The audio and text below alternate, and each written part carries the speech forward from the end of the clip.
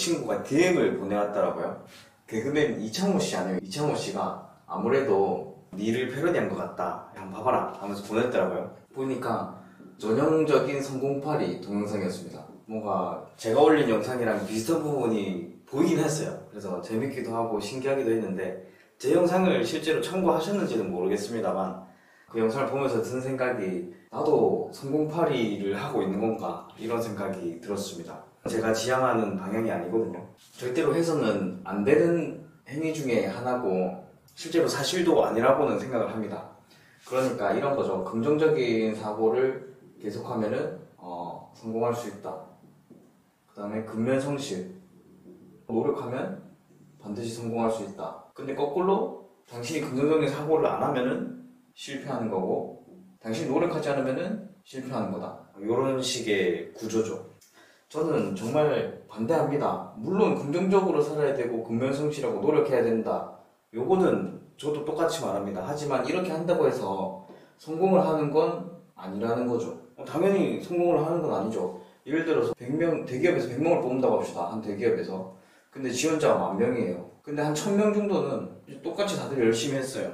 그래도 구조상 100명은 붙고 900명은 떨어질 수밖에 없잖아요. 그러니까 긍정적이고 근면성실하고 노력해도 실패할 수 있어요. 요거는 당연한 건데 더 말할 여지가 없는 거고, 저는 이런 이야기를 하고 싶은 게 아니고, 저는 실패파리입니다. 실패파리. 실패를 좀 많이 해야 본인 인생을 진심으로 사랑할 수 있다, 본인 인생 그 자체를 사랑할 수 있다, 이게 제 이야기의 핵심입니다. 그러니까 보면 람보르기니를 타든 모닝을 타든, 그 다음에 강남 아파트가 있든 시골 초가집이 있든 간에 본인의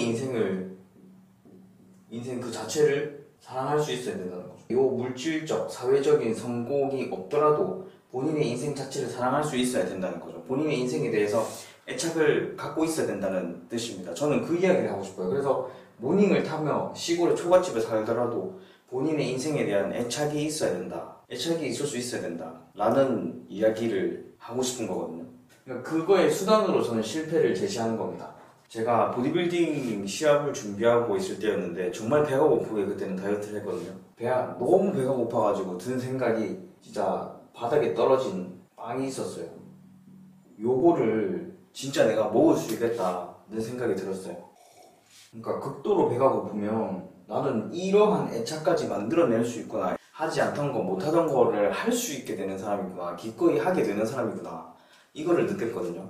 무슨 말을 하고 싶냐면, 내가 실패를 자꾸 하다 보면 오히려 삶에 대한 애착이 생깁니다. 그러니까 이게 배고픔이 극도에 달하면은 음식에 대한 애착이 생기는 것처럼, 실패를 계속하면 삶에 대한 애착이 생겨요. 좌절하게 되는 게 아닙니다. 사람들은 실패하면 좌절한다고 생각하는데 그렇지 않아요. 실패하면 오히려 삶에 대한 애착이 생겨요. 오기가 생깁니다. 내 삶과 나의 존재가 완전히 엉겨 붙습니다.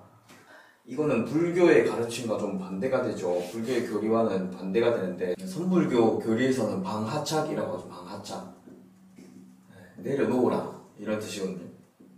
요거는 참 재밌습니다. 존재와 삶에 대한 애착을 끊으라고 이야기하는데, 저는 반대로 실패를 통해서 삶에 대한 애착을 가져야 된다 라고 이야기를 하고 있습니다. 그러니까 성공을 해야 의미 있는 삶이다 라고 저는 절대 주장하지 않아요. 그래서 성공을 해야 된다고 말하지는 않습니다. 오히려 실패를 해야 된다고 말하고 있습니다. 성공해야만 괜찮은 의미 있는 삶을 추구해야 될 게 아니라, 실패해도 실패를 해서 오히려 내가 내 삶을 더 사랑하게 되는 구조, 이게 저는 가장 바람직하다 라는 이야기를 하고 싶습니다. 전하고 싶은 메시지가 잘 전달이 됐을지 모르겠어요. 차차 이런 부분을 꾸준히 계속해서 지속적으로 전달해 나가도록 하겠습니다.